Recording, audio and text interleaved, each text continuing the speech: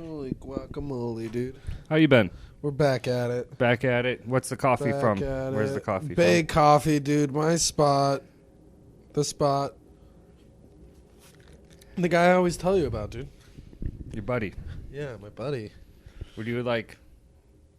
It's I go always there weird. like almost every day. It's always weird to like when you do have a person in your life that you see every day and you develop a relationship and you're talking. It's like, so do we follow each other on Instagram at this point? Yeah, like do I get your number or something?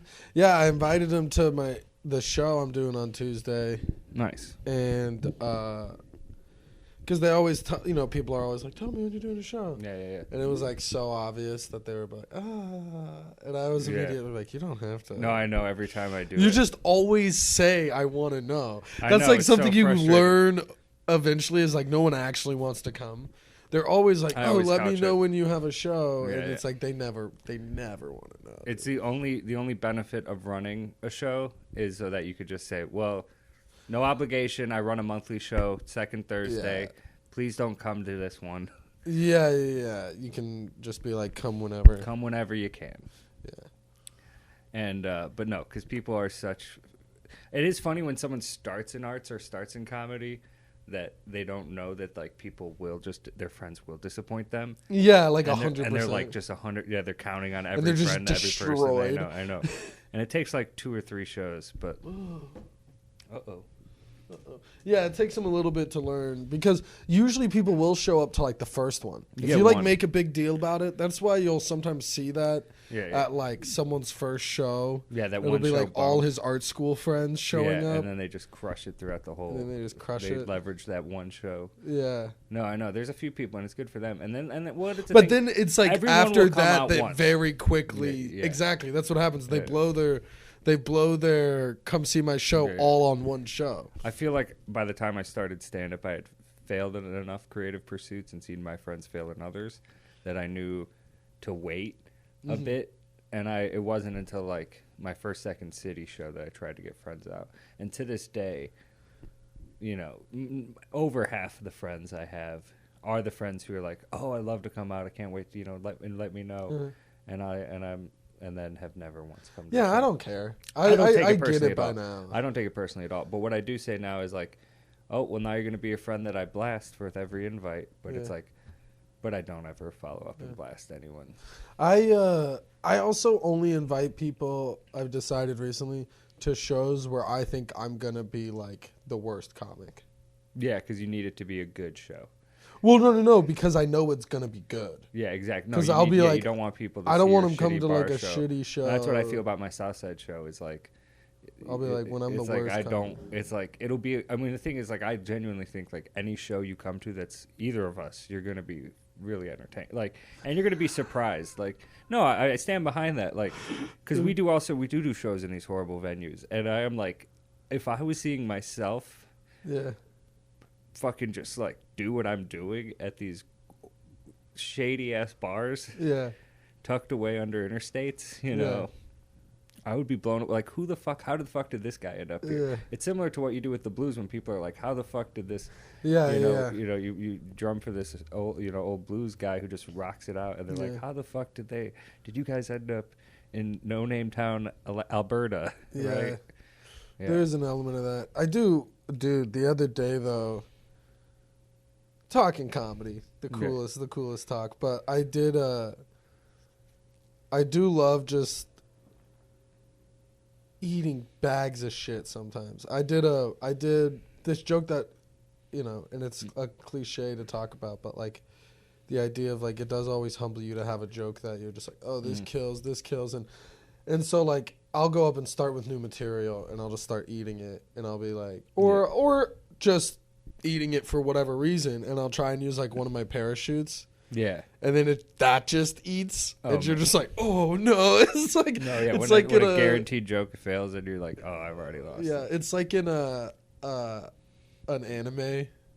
Ooh. Dude. So when he's like, I've been defeated, it's like the villain right before, and I'm the bad guy. That's why what bombing is so hard is that you're the bad guy. you're the bad guy. They're all there for a good show. Yeah. You're the bad guy. No, They're supposed to have fun. Comics are like, people will always be like, fuck, this audience sucks. It's like, no, dude. Your job was to make them have a good time, and you didn't do it. Yeah. I'm sorry it's harder to make some people laugh than other people, but No, that is the job. No, 100%. And yeah, if there's even a real audience of 2, there's a potential of like something good to happen. But it is funny when you just like are 3 minutes into like a 15-minute set, and you're, oh, this audience doesn't like me. This audience won't like me. This is gonna be. And you maybe have like 1 or 2 that you can just you got to get it through there. But recently, no, I've been like I've been just going up at open mics and with no material, and really? and that's such a hit. Well, because I need new material, because I've gotten to a point where like, yeah, I think I'm crushing it on a 10-minute showcase, but that's nothing. There's thousands of people deluding themselves that is a career in stand-up comedy to get paid $7, even 6 times a week. Yeah. Let's say you get booked. All right, let's be nice. $20 a spot, and you're doing 5 spots a week. I don't know how much money that is because I can't do the math, but no, I think what $200, right? Yeah. So like, yeah.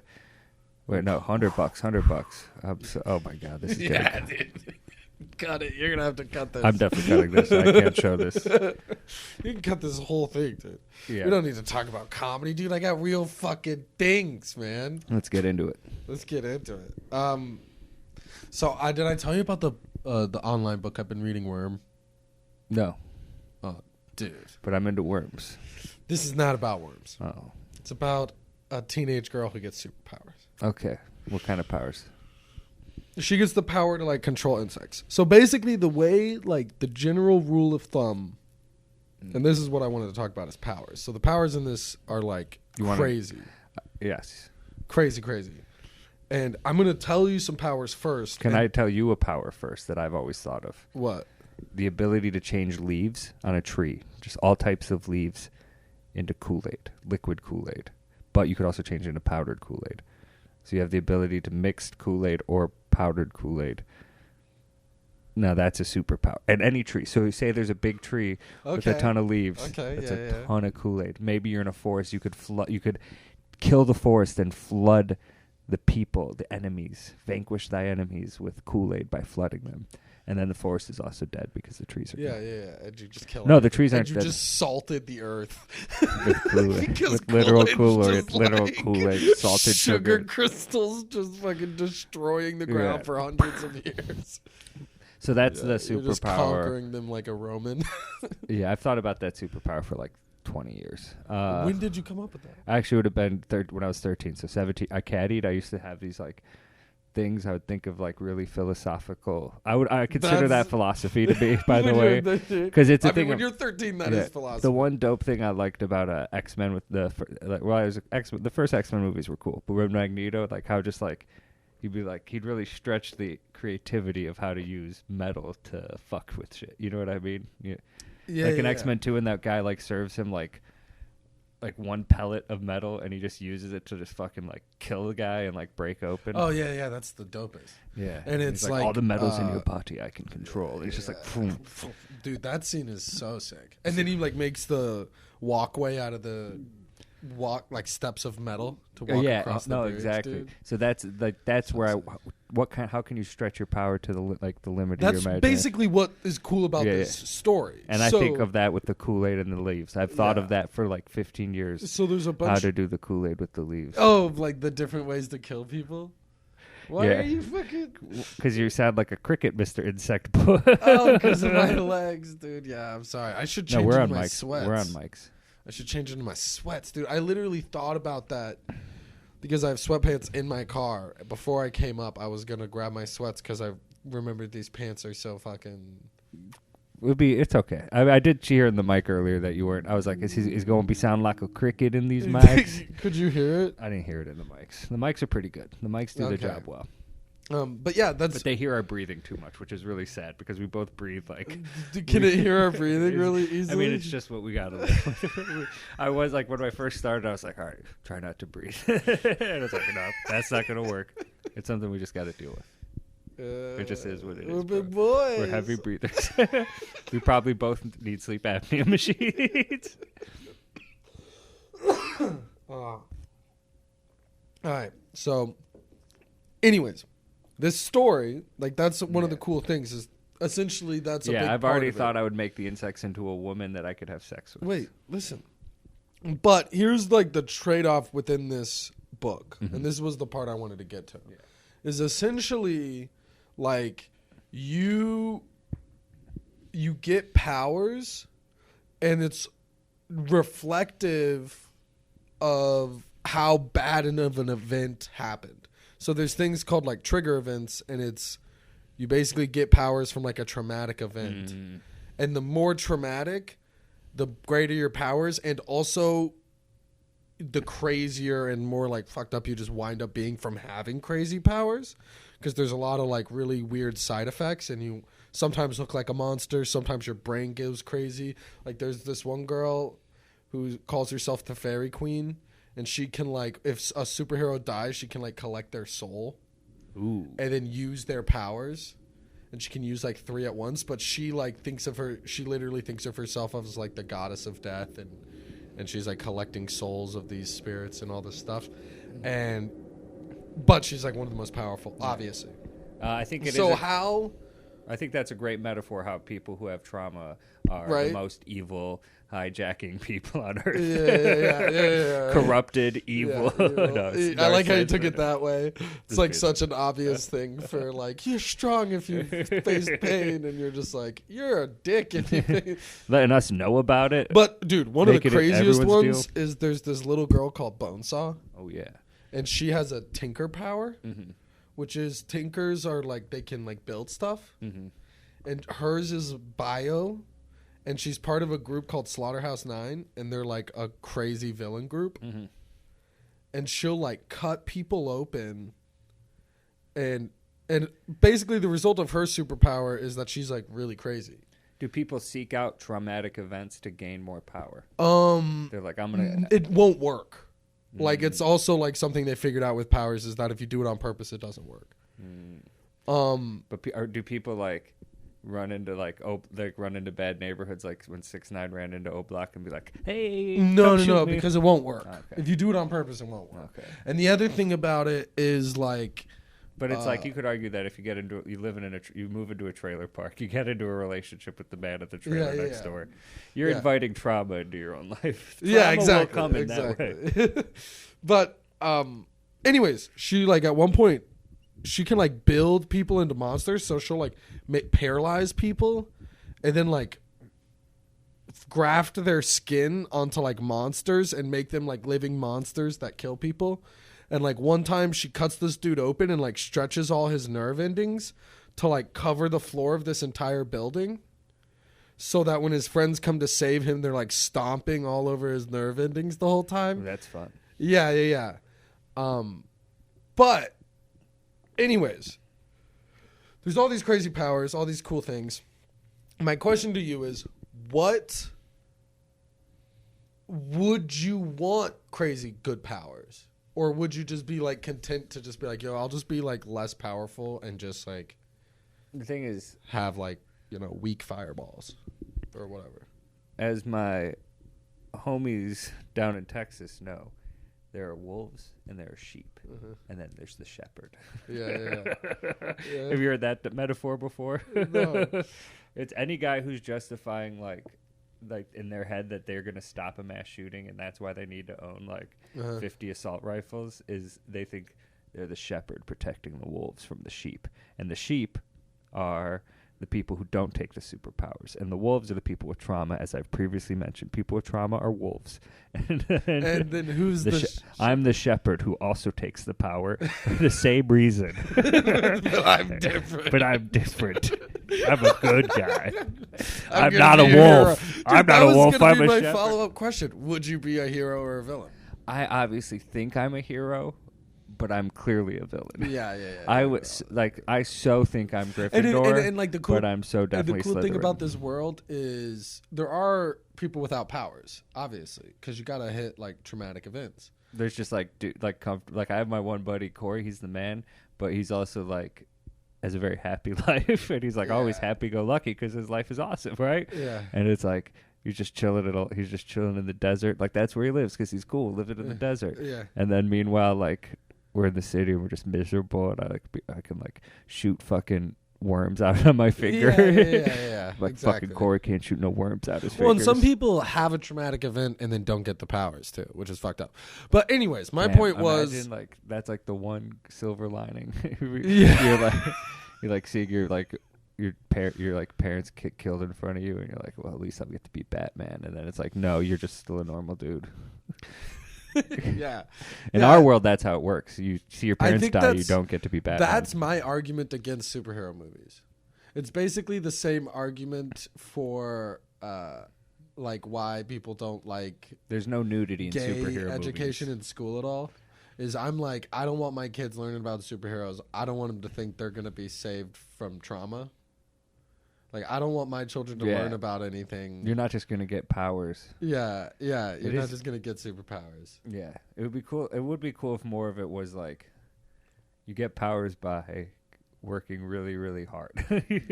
At every... just nose to the... I bet there is comic books like that in China.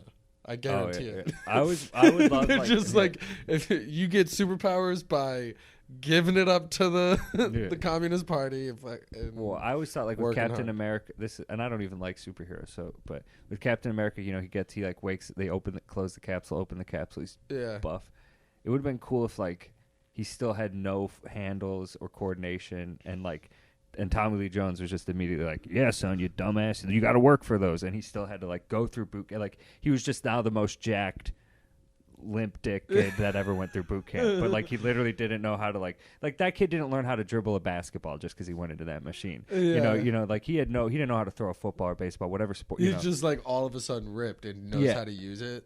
But if he didn't know how to use it and he'd had to train for that first act of like just being like, like learning how to just actually hold a gun. Yeah. or I mean a shield. Yeah, like, oh, this is scary. This sign is so have you ever shot a gun? Yeah, dude. It's crazy. You go to like other countries, no one shot a gun, and you're just like, that's why I we're will take winning, over. And you're like, it's so sad. And then they're like, well, you guys all like guns. It's like, well, you've never even shot one. Yeah, you have no idea what it's like. You go out and look. You go out in a clearing. Yeah, and shoot some cans, dude. Shoot some cans. Shoot some trees. Shoot some fucking jars of shit. Yeah, that's the best, dude. I love shooting guns. They're fun. Yeah, I don't like shooting people. There's a shooting. Yeah, that's not cool. No, that's fucking lame. It's guns are scary. I will say that. That's kind of what's fun about them, though, guys. You have to understand. Dude, if you shoot people with guns, no, that's lame. That's the lamest you could do. Dude, that's so lame. It is really lame. It's you just like grab some guns and go to a freaking people, mall. If you kill people with your bare hands, that's pretty. I mean, that's at least they cooler. know what's coming. That's at least cooler. If they know what's coming, it's a fair-ish fight. Obviously, art of war. You don't go into a fight equal. But it's got to be fair-ish. Imagine just one guy going into like a suburban mall, and right in the center, he starts with like the Dragon Ball Z Hame so you have some warm-up time. You have like 13 seconds to realize, and then he just starts wailing at people and anyone in his path. And it's at that point, if you stayed the 15 seconds, you could have gotten out of there. Just beats everyone to death. If that guy got the record for most kills. Because everyone's just like, oh! And people would try and fight him back. More people would think that, and then he just still killed him. He had the most kills. and it's because people kept circling up and being like, fight. And then he would just turn around and grab the next one. Oh yeah, and he used others, or like he somehow did a kick that like hit 3 heads at once. 3 heads. Everyone's like, oh! That would unarguably be cooler. That's so much cooler than every other mass shooting. Yeah, that's not cool, dude. Yeah, you're lame, bro. Yeah, if you're a mass shooter. Yeah, no, it's hard to cool think. All, yeah, dude. Exactly. I'm trying to go out with what's the coolest shooting. Selena. Cut that. I think that was.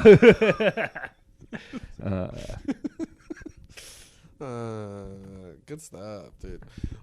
So McKinley was shot. He was assassinated. Yeah. At the 1903 World's Fair in Buffalo or Rochester, and he's given a speech. And one of the inventions at the 1903 World's Fair is a metal detector, or an X-ray machine.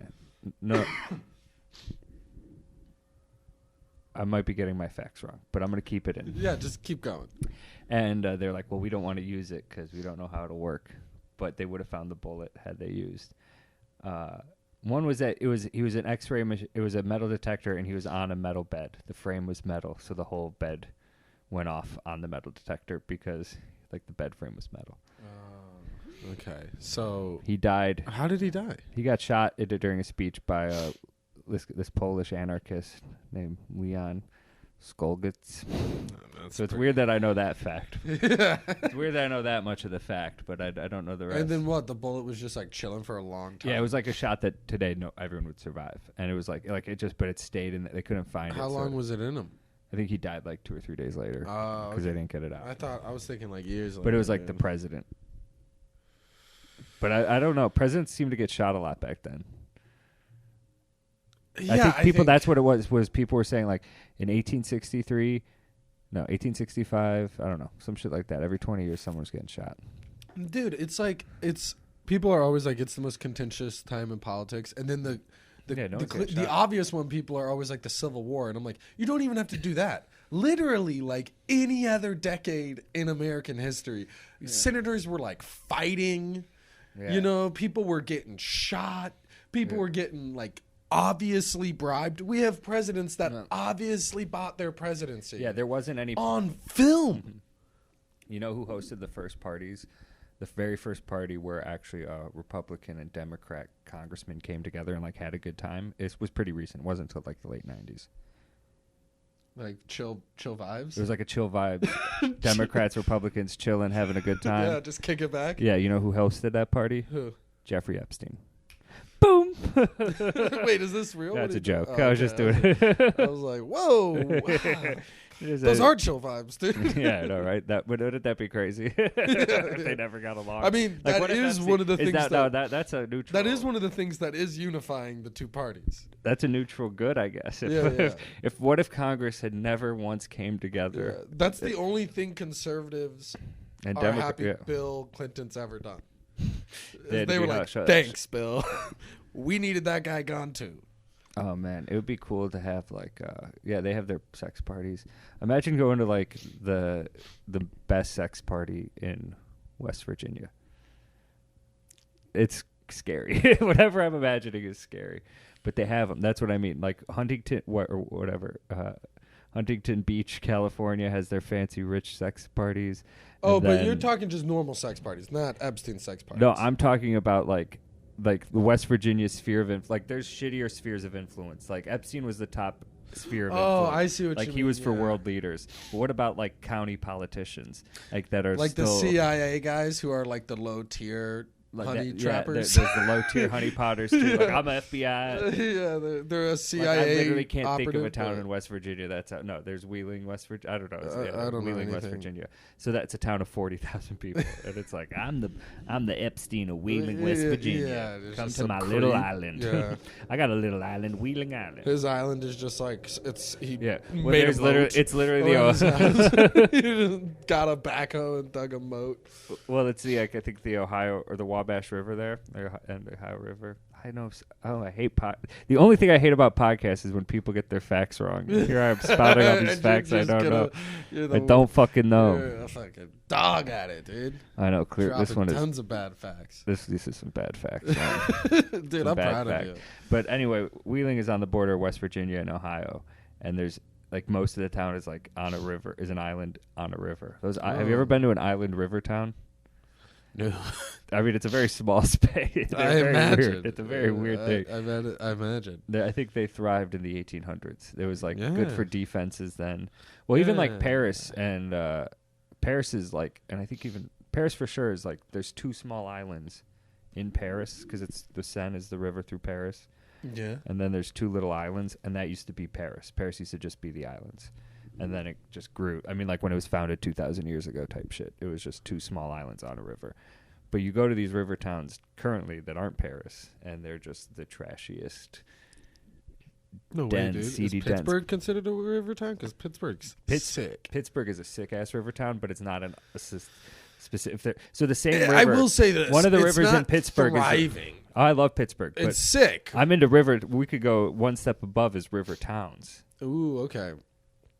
Oh man, we did not. We should have went to Cairo together. That is the shittiest river town in America. Where is it? It's on the very southern tip of Illinois, and it's important because it's where the Illinois and Wabash River, which becomes the Ohio River, I think. That's where they meet. Yeah, and it's like right out there. And it used to be a town of like 50,000, and now it's a town of like 5,000. Yeah, Rockies have that kind of stuff. Yeah, like old mining towns. Butte, Montana, which was one of the coolest towns I've ever been to, is exactly that. It turns out when like my great grandpa lived in Butte in the 1870s. Yeah. And it's like it was like a bigger town then, and it was like there was a red light. It had legal prostitution up to like 1980, which was crazy. They had like the only like real red light district in America. And it was big, and it was a lot of Chinese prostitutes, which is interesting to me. There's a huge Chinese population. We used to be there, and now there's like no one there. It's just all weird hill people, you know. I wonder. Probably not in a good way. There's actually a comic in Chicago from Butte. He's a good kid. He's pretty new. Butte where? Where is this? Montana. Butte, Montana. Yeah. I was thinking Crested Butte. That's probably a nicer place. It's a ski town. Yeah, ski town. We call it Crusty Butt. Crusty Butt. Hit the powder. Hit the snow. What? Hitting the snow this year? Back home, yeah, I think they're having a pretty good year. I think they're having a pretty good year. Have you skied in the Midwest? Snowboarded in the Midwest? No, I was going to this year, but I have only done it here, and I've done it like twice.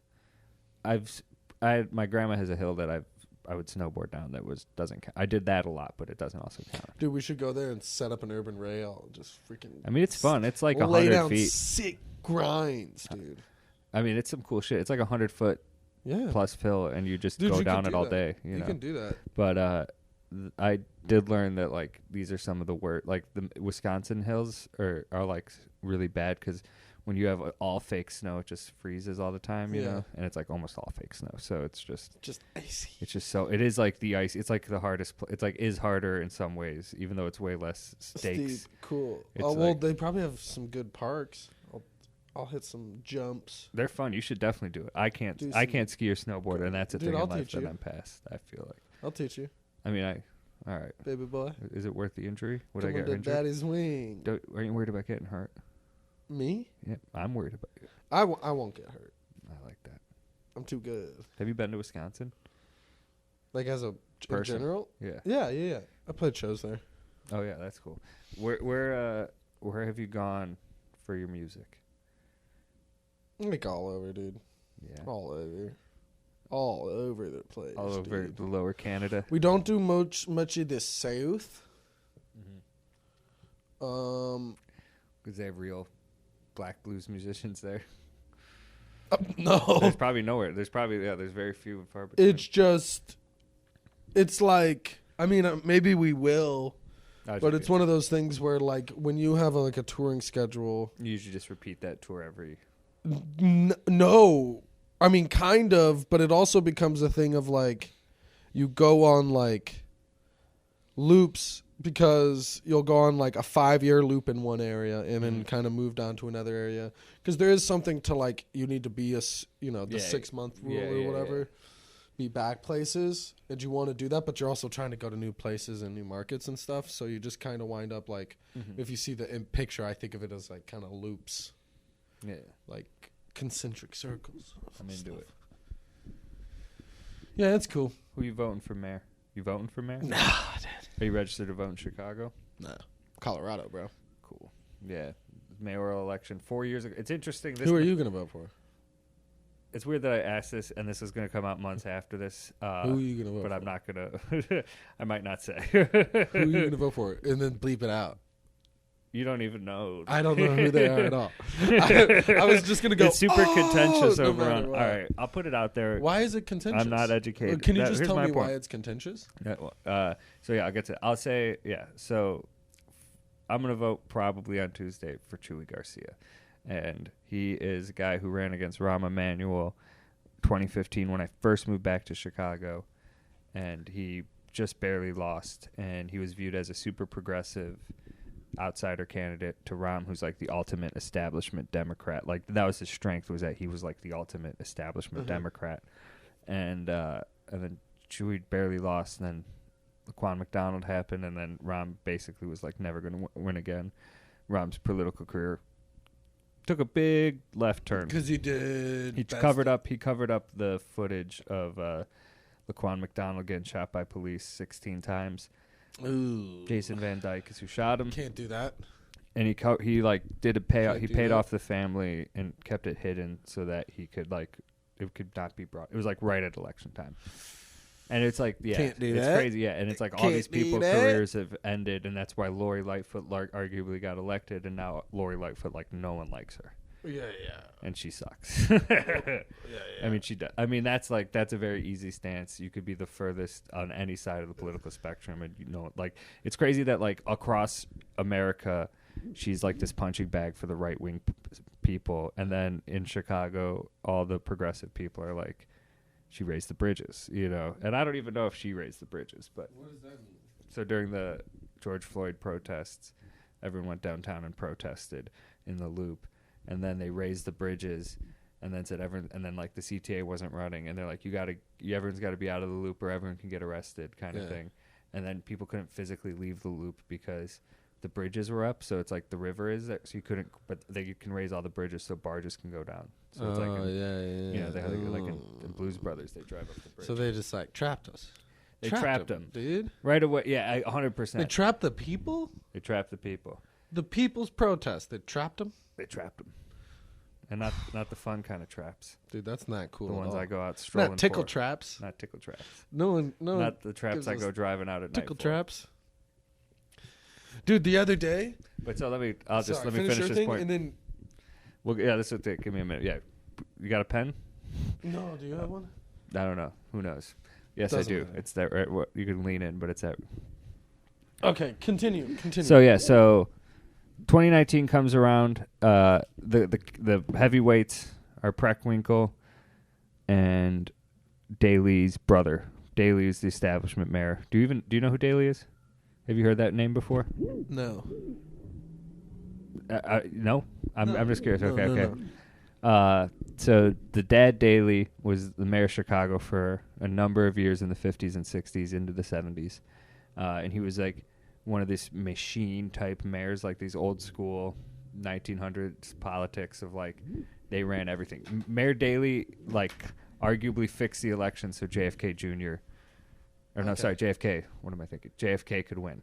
That's like a very put out there thing that at the Democratic convention. He's a no jokes. He's like a no jokes. He's like one of the most famous corrupt but powerful Windy mayor. City politician. Yeah, 100%. Yeah.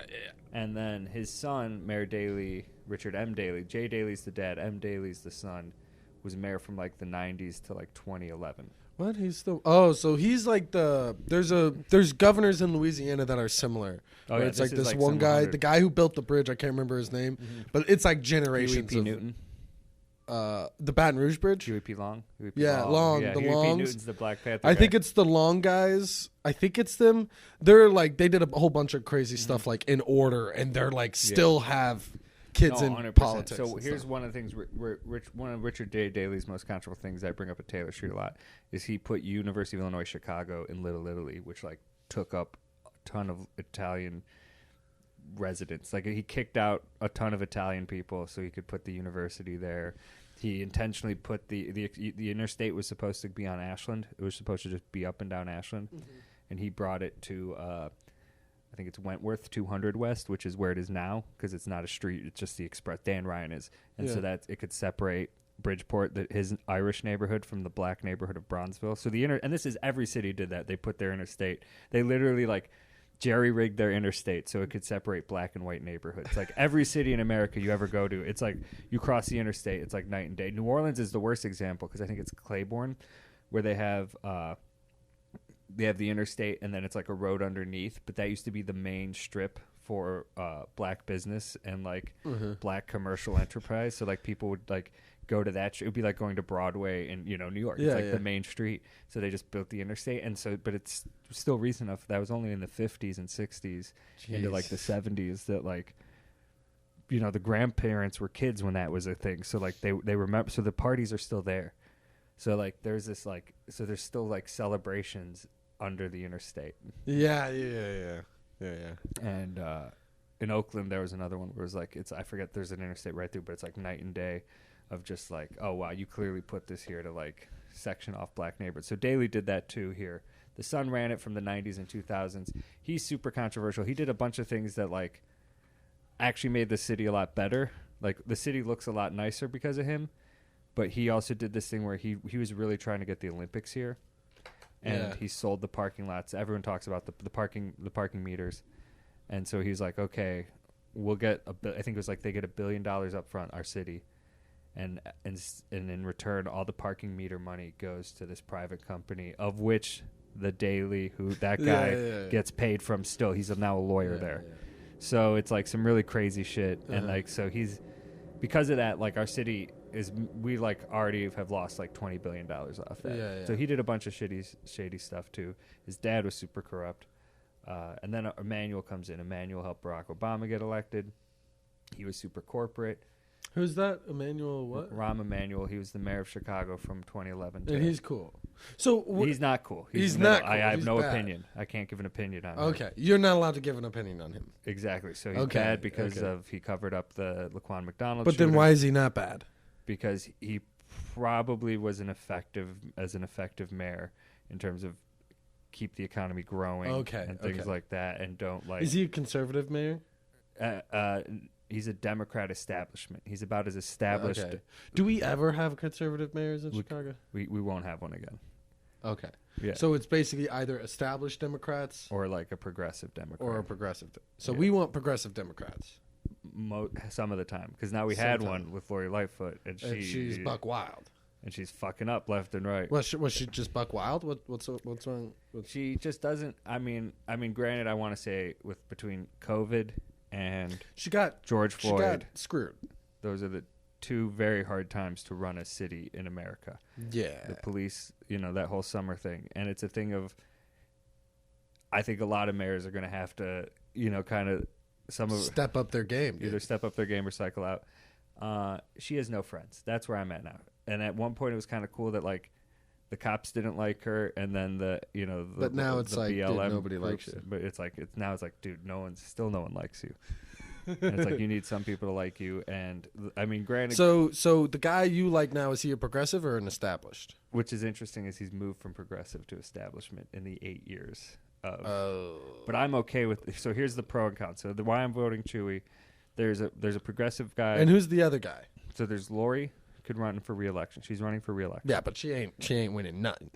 Who knows? So and then let me just finish the last run. Okay. So the last one, and because this all connects to this is actually I'm into it. What's sad is that this is going to come out so much after the election. So much after it doesn't matter. But this is to there's prove going to be a people runoff that we're just here doing a podcast. We're just here doing jokes, hanging out. This is to prove it. See, we're not trying to affect an election. No, I'm still kind of into this too, and I'm saying we're talking about it, but we're not trying to affect an election. Yeah. We're not trying to have people listen and take into account what we're saying as like reasons why they should do things. Yeah. I just want to establish that right now. We're proving that right here. You're talking about a Chicago election that you care about months later. Oh, exactly. So 2019. So anyway, Emmanuel, he's not going to run for re-election in 2018. No, 2019. My mistake. The end of 20. It's like literally 4 years ago now. I'm about a year into stand-up comedy. Most of my friends in stand-up comedy that first year were also people from Chicago because that's what we bonded over. And also almost all my friends were from Chicago going into that election cycle. But at that election cycle, you had Preckwinkle, who was super establishment in county politics, and there's some really corrupt people we don't need to bring up, but she was very close to them. Okay. So established, super established, and then there's she was a heavyweight, and then Daley's brother was a heavyweight because he's like, I mean, he's fat.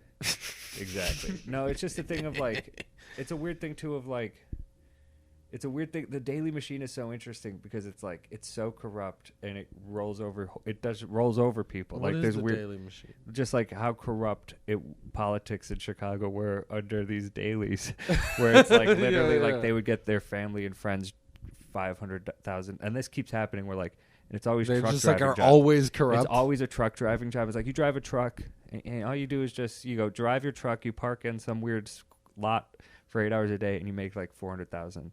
And this is how favors get done. Is like I'll give you three jobs that are like $400,000 city jobs. Yeah. Where you do jack shit in exchange for this deal being made. This like the most powerful. Yeah, I'll give like 2 of your kids a job.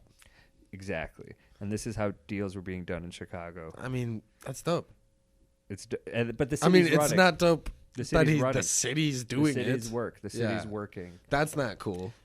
But that's my money, dude. Yeah, but flip side, I'm glad At least make him do something. he's soup there. So yeah, exactly. It's a lot of corruption, but arguably, the city. Like I mean, the reason. Do you know why there's so many bicycle paths in Chicago? Daley Jr.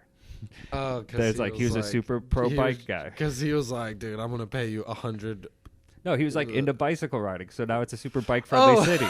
So there was like good shit. We got like good shit out of stuff, you know. Like there was good. There is something funny to when someone just like rules. It's like a dictatorship. Of Yeah, like a but it's city like if level you're into where the it's same like, stuff as your dictator, Yeah. then it's not that bad. Yes. Like if you were into the same stuff as your dictator, you'd be like, this is pretty dope. Yeah, and there's one other thing just to throw into history that is always fun. The Daley Senior was like the main perpetrator behind the biggest race riot in Chicago history, the 1919 race riot. He was like guy number the second guy to really get it going, and then like 30 years later, he got to be the mayor. So it's like, and it's like a huge blemish on Chicago society because it's like everyone was involved, and like I had family living here in 1919.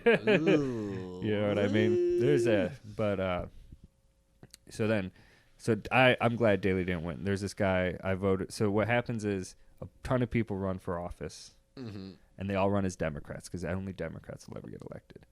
So that election is. I'm gonna run as a freaking. You can run as whatever you want. Patriot, you would be on the same ballot, but it's going to be there isn't only just one Democrat on the ballot. There's 14 Democrats, and maybe one Patriot. Our 2-party system has now become. This is different way. It's a totally different. Yeah, it's a totally different system. Yeah, everyone's the same party. Yeah, it's basically like an effective communist. It's a weird ass thing. Yeah, but you got 14 candidates. It's like one party, but you get 14 different versions. 100%. So this is what happens. It's almost better. It's kind of So it's interesting. It is interesting. And then what happens is, this is for sure. Hopefully that's the evolution of. Sorry to interrupt, but hopefully that's the evolution of American politics. Is we do become to where it's just like everyone decides to be one party essentially. What's interesting is that, and then it's like, well, now we have to subdicate this party, and then we can actually start dealing with issues because now it's multi-party system again. We're all the America party. That's essentially what's happened in Chicago. Yeah, no, exactly. Only a Democrat will win, so they're all Democrats. So now it's like 12 different parties. And there's times like, especially in 2019, there were guys who would be Republicans everywhere else running as Democrats. Yeah, I'm sure. Like Mike McCarthy, who wasn't actually like the worst guy. I'm sure that's what's going to happen in Chicago. Is there's going to be people who this time I don't think there's essentially Republican. Yeah, it happens, and it happens all the time on other in wards and in Congress levels. Yeah. At this time, I don't think there's any mayoral candidate who represents. We'll get to it. It's going to be Paul Vallas. That's who they all will vote for. I'm excited about talking about these mayors, so it's gonna keep moving along. So 2019, let's do it, dude. 2019. I'll put the notes away. Dude. We'll finish this, take a break, and then we'll come back with the second half with all all the fun, all the fun notes you brought in. No. Yeah. Okay, I'm excited about this mayoral stuff too. This is clearly there's a whole episode, right? Yeah, the mayoral election, and I've done so little research. Yeah, I'm so excited. That's what it. Yeah, so 2023. So exactly what you said you dislike. Exactly. We're doing it. But this one's specific enough that I'm fine with. That it's like, yeah.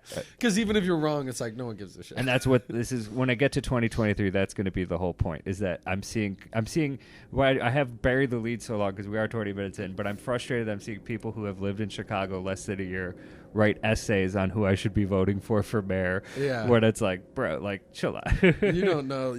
What's like, and it's clear that's just a personality that we exist today. Where it's like I'm informed and I want to help other people be informed because I know not. And I'm a person who doesn't have the time to be informed. But I know people always trying to inform me are generally much less informed than I. People who make it their personality to inform people are much. Well, they're too busy informing to get informed. You got it, bro. Dude. Yeah, 100%. Dude, that's why you got two ears, one mouth, bro. Ooh. The problem is you got 2 ears, one mouth, but 2 hands. So if you're blogging shit, it's equal. And now you're on a. And then you become on a deficit.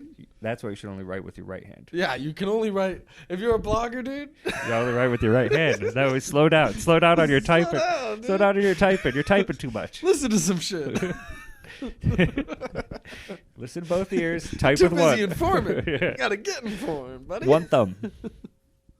One thumb. No, 100%. Meanwhile, 2019. I guess Zion Williamson, the entire mayoral election is paralleled with Zion Williamson's tear through Duke's college shirt. It's the same fucking time. Yeah. Oh my God. When he played like North Carolina, his shoes exploded. And like, oh my God, dude. So I think that was literally the same day of the election. I think that was election night. I want to say the night Zion's shoes exploded. So nobody gave a shit because they were busy watching Zion. It was just such a like, whoa. I literally think that was the same night. But so who won in So in 2019, so what happens is 14 people run, and then the 2 top vote getters move on to like a runoff, and runoff. And so we're not at the runoff stage yet, are we? So no, this will be decided on Tuesday. Okay. So when I moved here in 2015, it had already been decided, and it was Emmanuel and Chewy, and I moved here like I think the week after the runoff, so it had already been decided as Emmanuel. And then, or I was still registered. I moved in the same month for sure as the runoff, and I was still registered in New York. So I didn't vote in that election, the only election I've never voted in. Ooh. And that's the thing that people are going to come at you. I plan on running for politics, and I will be canceled for what I've done in airport bathrooms. But yeah. But no, you won't, dude. No, because I'm not the only guy. Because it's 2023, bro. Yeah. Yeah. You're allowed to fuck dudes in airport bathrooms. I agree. It's cool. Yeah. Just don't pay them. As long as, okay. So, see what I mean? Just rip them off. I've been paying. Just rip them off at the end. Hire a prostitute and then just rip them off. No. I got to be a senator. I got to be a senator. But they're going to check it when you vote. And such a hilarious out if you ever get in a sting. Be like, no, I was going to rip them off. I was going to run away. I was not going to pay this prostitute. You know what I mean? Like, I have no money in my wallet. Check my wallet, bro. Check my wallet, dude. It's just empty. Oh, my credit card's maxed out. I have no money. Okay. Sorry, I finished my No, but 100%. 2019, we get the runoff. I've been this weird, I'm 25 type shit. I'm thinking I can meet. And I still think I can meet the mayor. I can meet the mayor. You wanted to meet the mayor? I wanted to help elect the mayor and have him owe me favors. The Chicago way. Wanted to I be at 25 a corrupt Chicago. I at 25 you had really enough, are from Chicago. That like your first dreams of politics were corruption. They 100% were. They were like, if I help the mayor get I was same boat for 2020. You're such a little schemer, dude. I watched fucking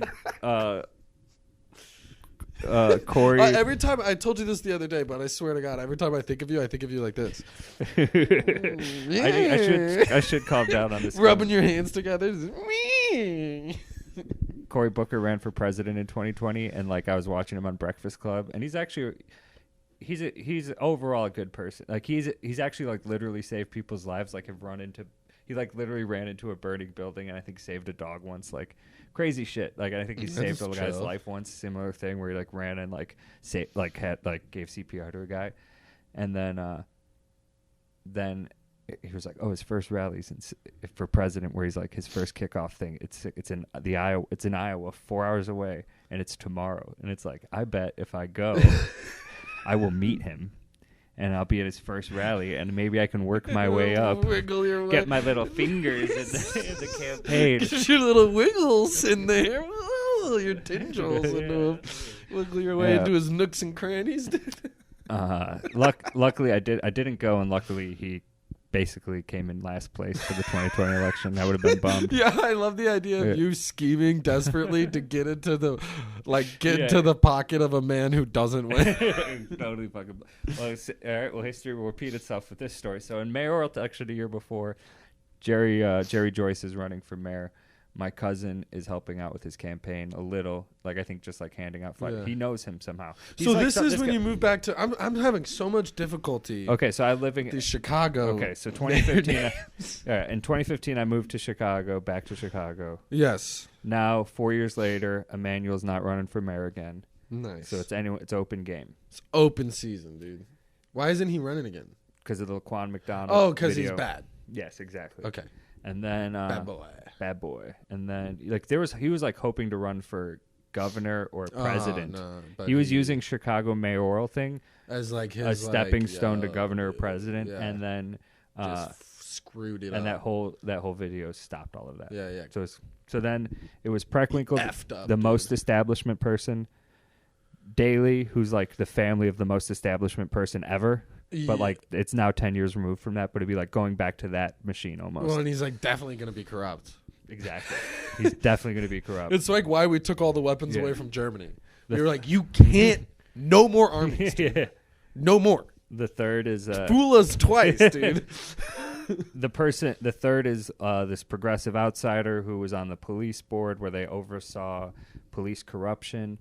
But the farthest progressives criticized her because, well, you're still kind of working with police when you're investigating police corruption. Police corruption as in like to make sure it was happening, or that's what the progressives will have you be. That's what the furthest. But what she was, she was. I mean, isn't like, I think she was literally on the same board that like punished the people involved, like a city for the Laquan McDonald stuff. I don't know that specifically, but she was definitely on the police corruption oversight board. Because I think their argument, and it's not a bad one, is that they're like COPA. They're like, our whole thing is that you're not doing enough, and you're the person. No, at the time she was. No, at this time she was praised.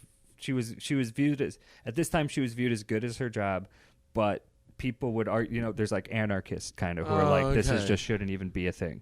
It should just be that there should be no police. I'm one of those people. Exactly. So that person was but that was the progressive, realistic candidate. There was some woman I'm forgetting from the West Side, Kenya something.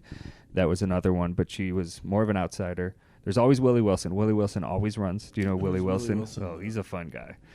But Lori Lightfoot was the woman I was just speaking of. That progressive police oversight board, that was Lori Lightfoot. So she was the third candidate. Okay. It was Preckwinkle, Daley, Lightfoot.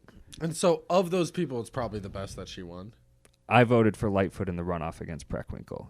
Who's Preckwinkle? Preckwinkle was the woman who was the most current establishment at the time. Okay. She was like in the pocket for sure, with the pocket of Ed Burke and Michael Madigan. So Michael Madigan is this other Illinois corrupt figure at the state level. So she was in with corrupt. Yeah. The corrupts. Oh, yeah. And corruption corrupts, 100%. You can't just be near. Yeah, I learned that from video games, dude. Video games and anime, dude. Yeah. They tell you if someone gets corruption as like a spell, you either got to boom heal them or get away from them. Because if you're like rubbing elbows with someone who's got corruption, dude, you become corrupt. You gets on your arm, and your arm's all of a sudden like got crazy cracks in it, and you're like, oh fuck, corruption, and then it spreads into you, and then you become like a full on monster. Dude, anime's got a lot of really good metaphors in totally it, true. dude. Killing the game. I saw our comedy friend Kobe Crawford post about a new anime coming out next month. And Which one? It is called My Stepmom's Daughter is My Ex. He's such a little perv. I love him. Such a little horn dog. But anyway, so Dude, I told you, I'm into all kinds. Kobe I can be a watch all guest. the Kobe animes. can be a guest on our podcast. I don't watch the. I only watch some the of them Kobe get kind. real. They do get creepy. It is cool that I have a friend young enough to be named after Kobe Bryant. Yeah. They're weird. It does get creepy. Like it does get. There are ones where it's like literally like where the tendrils get in, and or it's like just children, and you're just like, yeah.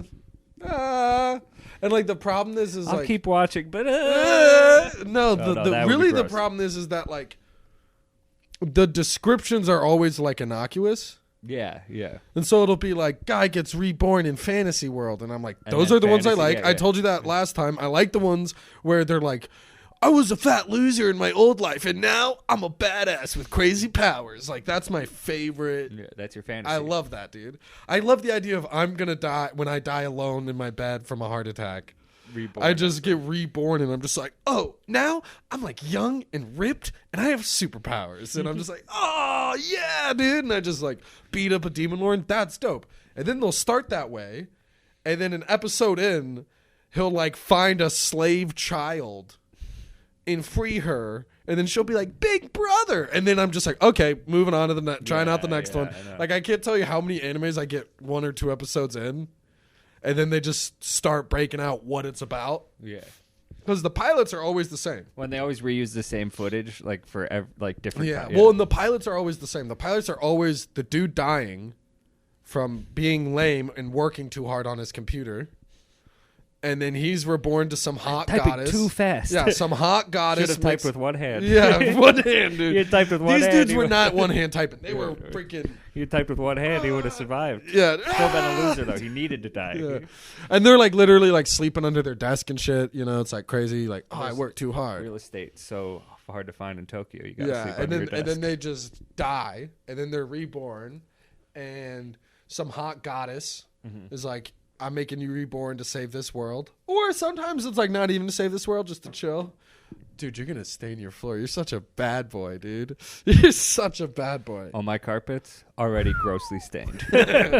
What a By the bad way, boy. I've cleaned so much of this off, but I've lived in this room 4 years, and I've only recently cleaned this door up. That my old roommate was bulimic, and I believe would throw up on this door, because I think she wouldn't make it to the toilet in time, and she'd there's stains on this door that I'm like 80% sure was vomit from like 5 years ago.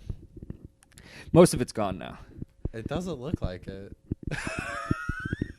We say it doesn't look like most of it's gone. Yeah. Like that right there. Yeah. Like that's definitely yeah. That's definitely like vomit from like 6 Yeah, because years. it's right near the handle too. Yeah, well that's the So part. I'm Sherlocking this situation. Yeah, no, me too. I'm She Sherlock got out of Holmes-ing bed. it. I'm freaking doing my, when Sherlock Holmes like imagines it, I'm doing that right now. I'm trying to do I'm the beautiful discombobulated it. Yeah. That's the Hans. I know the score to Sherlock Holmes, by the way.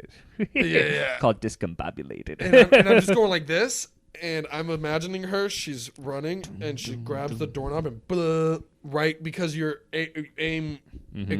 That's from shooting too. 100%. It's going where you're looking. 100%. So, Lori Lightfoot. Yeah. No, I 100% agree. I like it, and I have stories for days about that vomit. But that's also vaguely mean. That is sad that she was throwing up like that. What's like? I hope she would still watch. If I put this podcast out, I kind of hope she'd watch it. Yeah, but I kind of she feel should. like, knowing her, she wouldn't. She wasn't the kind of friend that would actually watch my podcast. Yeah. She's the kind of friend that asks me when my next show is and then never show You're up. like, you have free reign to make fun of her. She did some things where I'm like, I have free reign to make fun of her.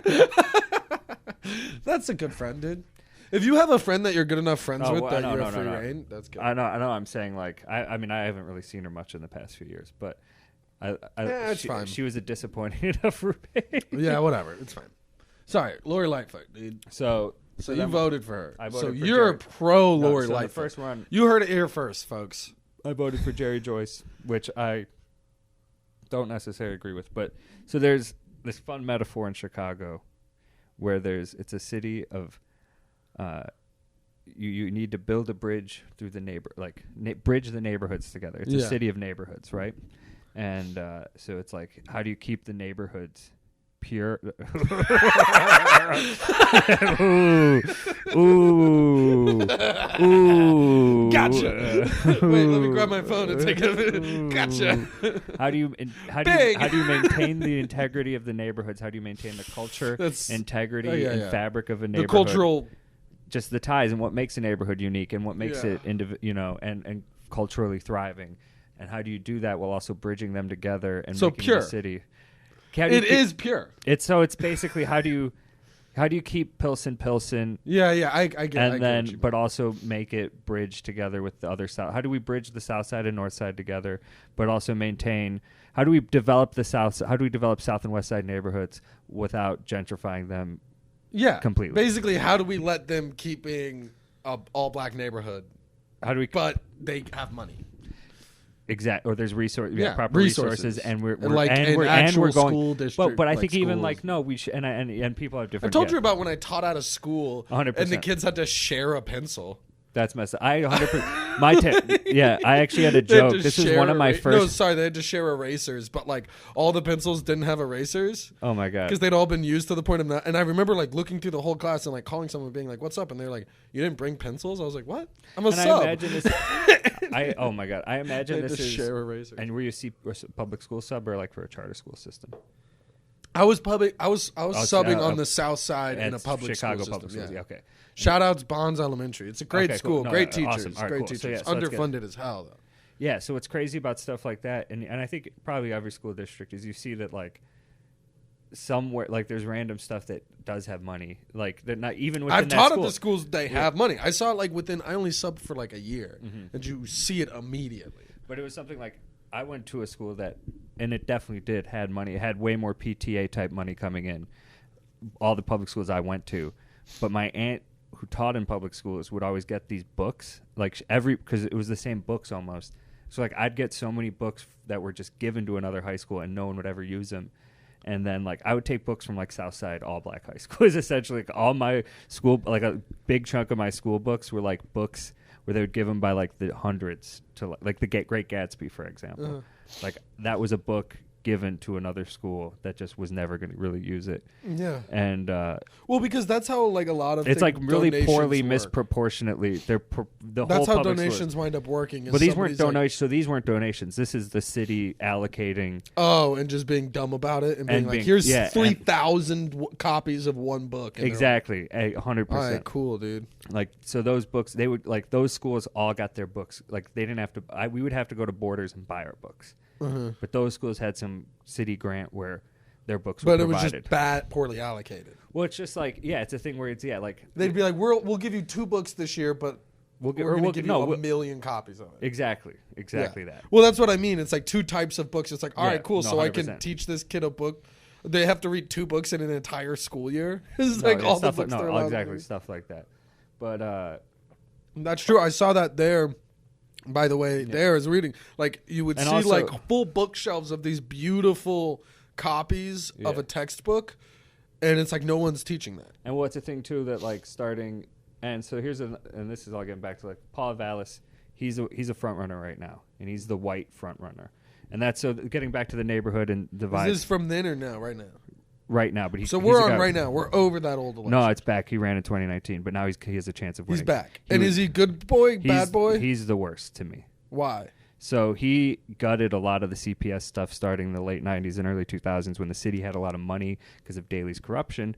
So was he mayor? He used to run the public school systems. Oh, and he was just no bueno. Here's what he ran. He ran Chicago for a bunch of years and then ran... it might have been Baton Rouge's... from like 05 to 20, like immediately after Katrina.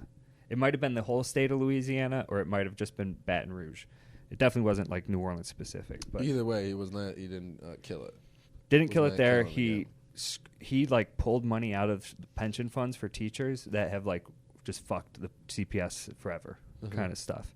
And then in 2010 through like 2015, end of Daley, all of Manual. A bunch of the public school system was gutted. So I always forget about that. This guy sounds like he's got a little... That's not on Vallas. Dude. That's on Emmanuel and Daley. But Vallas can never be mayor because he did gut the public school system. He's and got tiny pee-pee move, dude. And that's his whole thing. And he's the closest to his whole thing is gutting school systems. That's his whole career. And then he's the most right. His whole thing now is like, Chicago's not safe. We need to address safety. So that's what everyone's talking about now. Even Lightfoot is like, where's the balance between like we need safety in Chicago, and also we clearly can't have this history of like police black sites, Laquan McDonald. I mean, we Jason could Van have there's the Rainbow Coalition again, dude. There's a middle ground, right? I'd be down for having a Rainbow Coalition, just getting uniting all the gangs and just having them run our shit against the federal government. That'd be fun. Just being like, dude, screw the establishment. That's the plot of Chirac, which was not well received. Isn't that essentially what the Rainbow Coalition was? No. It was like the Rainbow Coalition was Jesse Jackson's political movement, which was like, let's bring all the races together, not all the gangs.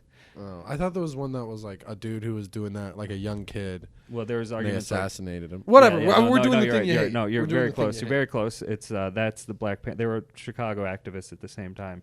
Interesting enough, Laquan McDonald, Jason Van Dyke shooting that's keep being referenced is the point where Jesse Jackson was kicked out of the mainstream current. That's when there was kind of a dividing line, and it was weirdly like, I think the Jason Van Dyke shooting of Laquan McDonald, where it was like, okay, Al Sharpton, Jesse Jackson are now this old guard because they want to protest X way, and now Black Lives Matter is this new guard that wants to protest this other way. Yeah. So I actually marched with Jesse Jackson like 5 feet away from him at his protest of Jason Van Dyke. Did you touch him? No, but it was like it was during my lunch hour, and it was right. I worked across the street from City Hall, and it was literally like what they were doing was they were marching a casket to represent Laquan McDonald to City Hall. This was like the first week after the shooting was revealed. This was an immediate protest, and the young wave of Black Lives Matter and that adjacent movement was like, this is our moment to like, this is our time. But they're like, so get out, old man. And then, but I was like, that's Jesse Jackson. I'm definitely gonna, I'm gonna join in with this. I'm gonna file in, and I was like, there's only like 20 some people marching, and I was like one of it. I was like, okay, yeah. I mean, it's like I want to say that I got to march with Jesse Jackson. Yeah, that's sick. Yeah, exactly. A guy who was there when MLK was assassinated. Yeah, people are such haters. I know. And so anyway, especially the old dudes. People hate old people, man. Oh, exactly. They fucking hate them. They're so old. It's crazy, dude. People just hate old people, dude. It's crazy. All right, sorry. Finish your main thing. So back to the neighborhoods. I was just blown away by you just telling me people were like hating on Jesse Jackson at a protest. He's not like, well, they were hating on him protesting. They weren't actually at the protest. But like that was like internet. But you get my point. He's not like considered like, I mean, he's not in that. I get that. I mean, I don't know. He's the still world a talking about head on it, TV, but he's like not. None of these. Same with Al Sharpton. None of them were like ingrained in any of the. I mean, I get it. I'm sure they did some stuff bad, but it is something where I'm just like, why you got to be hating, dude? It's hating. It's like generational hating, and it's like so whack. And it's this thing of like, and this is a common theme throughout society. But like with Ireland, it was like, okay, let's fight for freedom, and then people were like, oh, we got all these wins against the British, but then people are like, no, we need our full independence, and we're gonna kill all you guys who signed. You're cowards for signing a peace treaty. So then not only did we fight the British, we fought ourselves. We had a civil war immediately after our revolution, and the Civil War was just as bloody. Yeah, and politics is hard, dude. Yeah, it's like, you know, once you kill your enemies, you turn on your friends, kind of shit. And so, I can't wait for the day to turn. I know. I'm so excited, dude. I'm so excited for us to vanquish all our of enemies, and then it's just, only us. And then just me just and us you doing comedy. Just strangling each other. Just I do like that idea. That would be fun. What are you checking on, dude? This is going to be a whole podcast. It's just telling this story. Yeah, I know. Why am I taking so long? I think we're at the... I don't know, dude. I've been thinking that this whole time. I'm like, Donovan's really dragging this. Well, I like telling it. I'm excited. What are we at? I mean, well, we could finish this story. Yeah. So, the neighborhoods that we need to bridge together. Maintain the neighborhoods, bridge them together. Yeah, I get to that because there's a historical divides in Chicago. And I would now say there's 4 divides. There's the black community, the Hispanic community, the and this is totally leaving out Asians, and the fastest growing group in Chicago is South Asians, Indian people, and but white, black, Hispanic, and then New Chicago influence. So people moving to Chicago of any race, and just keeping that as a general. Okay, those are the four groups. Yeah. So you have the white, historically white group. Yeah, which I would fall into. Black, when my family's been here, they all work city jobs. Yeah. The historical black, and now the Hispanic community has just grown in the past 40 years that it's equal to those. And then of all of that is like gentrifiers, essentially. It's like a new interest almost, but it's a real one, and that is almost Rahm Emanuel helped. Yeah, like is it bring in, and like you can't deny that they're now. So there's 4 blocks. The white interest is it divides. You need they divide, like people run against. So like Chuy Garcia will have a huge block of the Hispanic vote this time. Yeah, he's the only main Hispanic candidate. There's no so he's going to get just automatically a huge chunk of the Hispanic vote. Yeah, and that's just how it goes. In 2019, all the old school whites, a lot of them were going to vote for Daley. So Daley was the second place candidate. Yeah. But there was this guy, Jerry Joyce, who that's where I was like, oh, if I met the mayor, he was like going to split the white vote. I was like, if I met the mayor, I could have power. Him on my team, yeah. So I went to like an event for him. I got to meet him. Weirdly enough, Muhammad Ali's like granddaughter lives in Chicago and is like she's like a big boxer too.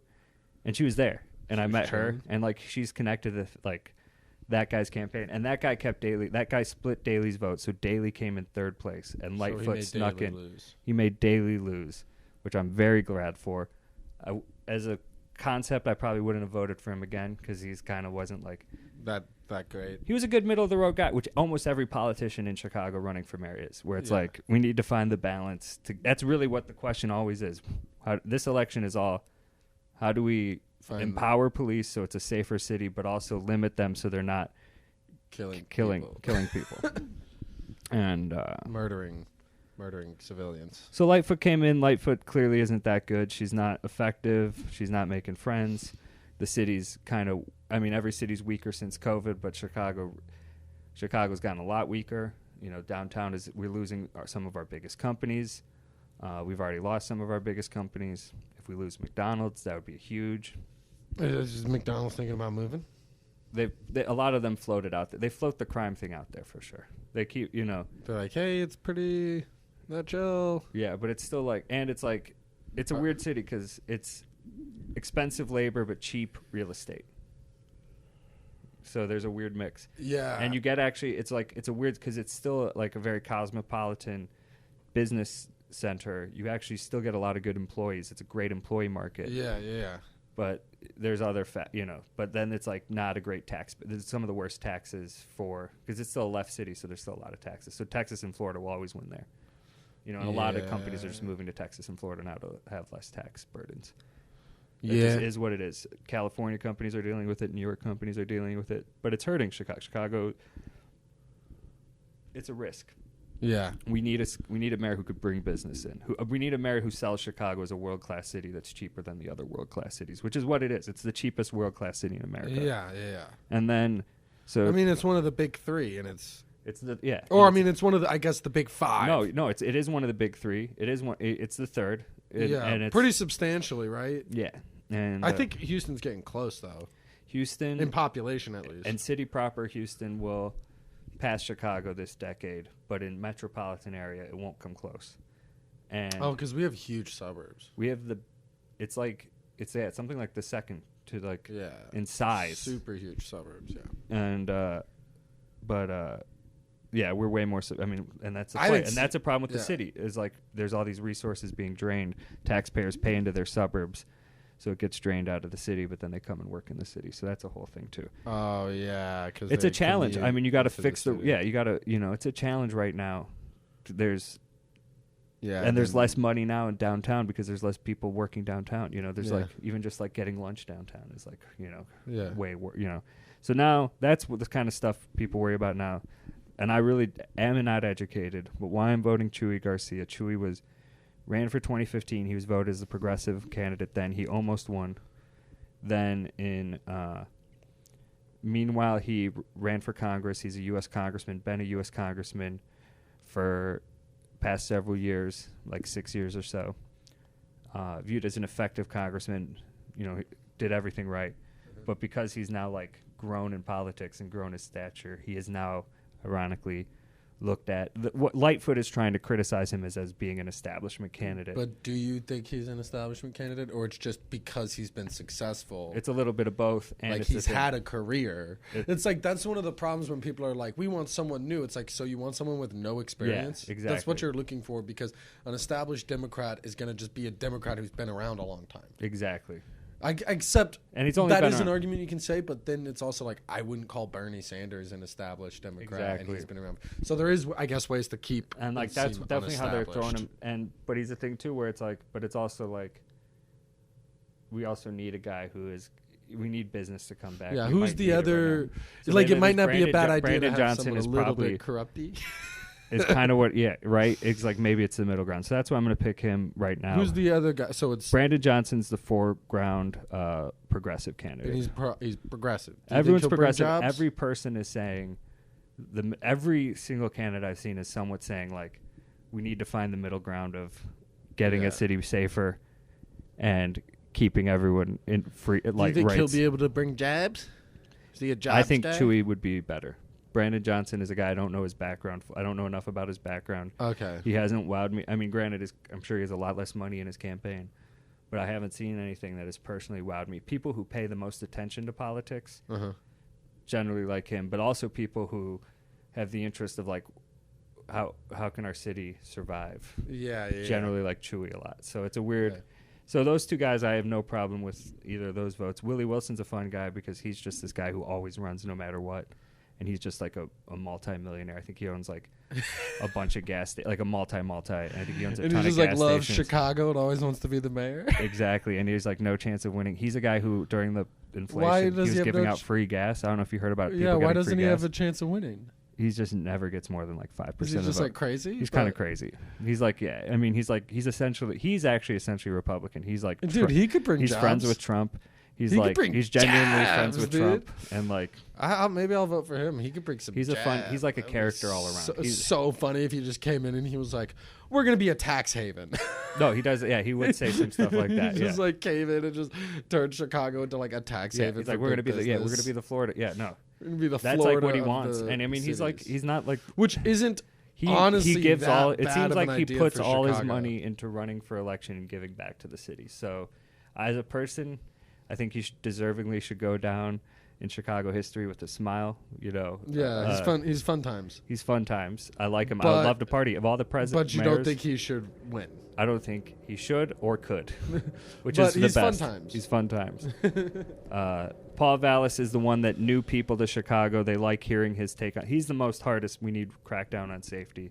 Why he can't win is he's the guy who fucked over the public school systems, and it seems like the people who want to vote for him are people who didn't deal with the public school systems 20 years ago versus today, stuff like that, and don't care or like don't plan on having kids in Chicago. I think a lot of it is that people who are like, I'm either going to move to the suburbs or move out of Chicago in 5 years, or I don't plan on having kids at all, So fuck that guy, dude. So I'll be voting Chewy on Tuesday. There will for sure be a runoff, and then from there I don't know, and I don't know who will be in the runoff. So there's my Chicago mayor, and the whole thing, to sum it up, why this all was brought up, was that I see so many people who I've known lived in Chicago less than 18 months, writing essays, typing with two hands. The whole time. And you know what else? I bet some of these people put a pencil in their mouth and they use that. Yeah, exactly. They're so busy They're typing, so greedy. dude. And then their mouth can't. Yeah. Yeah, they're so busy typing, dude. They gotta get all those words out. They stick Q-tips in their ears so they can't hear it all. And they just go, so it doesn't distract them. Yeah. Yeah, big headphones. Dude, that just blast lo-fi music to write essays by. Typing, dude. All they got is type, dude. Typing. Oh, man. One of the favorite jokes of the comedy pickup tour was Carmen Christopher in New York getting on stage and going, I couldn't date Carrie from Sex and the City. She'd always be typing. I don't remember that at all. Yeah, no one will watch this, so we could just tell other comics. He was jokes. nice though. He was a cool guy. Well, he did the ice cream thing where he just did the grabbed ice. That was my ordered favorite ice cream part. from our truck. He ordered ice cream during his set. got ice cream and then got ice cream for an audience member. Yeah. Hell yeah, that was awesome. Did he come just the once or did he come twice? He came twice, and he asked to come back the second time. Yeah, he was We great. only had him for the first, and he asked to come back the next day. He was and great. the thing is, like, he also, he was had experienced a car. with it because he did his Amazon thing. He had done his, he's like, literally, he's like how I wanted to start doing comedy, that guy. Oh, really? Yeah, because he's a Chicago guy. He started doing he's like I think he's like 10 years older than me. He's like almost 8 to 10 years older than me. He's like in his late 30s now. But he was doing improv, and it was like a group of 5 people, and they would do it right across the street from the Vic. There was a venue on Sheffield, and Sheffield and Belmont. And every Wednesday, it would be like, he would kind of be the host, and the other people one is like, they're all big. One's one of the main writers and guys in I Think You Should Leave. Connor O'Malley. Well, he wasn't in their group, but he was at these shows.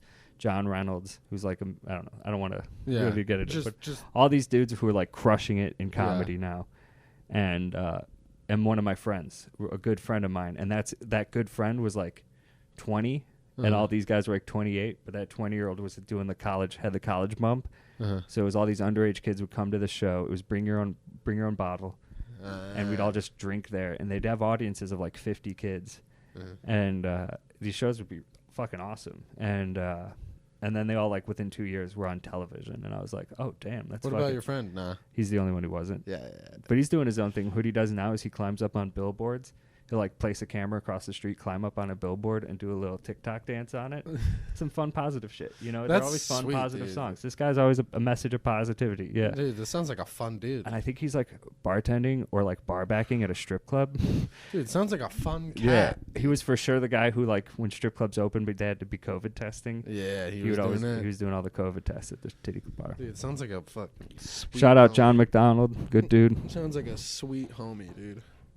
Yeah, John. He, good guy. Anyway, we could call this a whole episode. Really? We went well into whole episode territory. What are we at? Over an hour? We're at like an hour 20 probably. Yeah, let's take a break. All right, cool. Yeah. Hey, don't forget to vote. Yeah, vote. Local elections.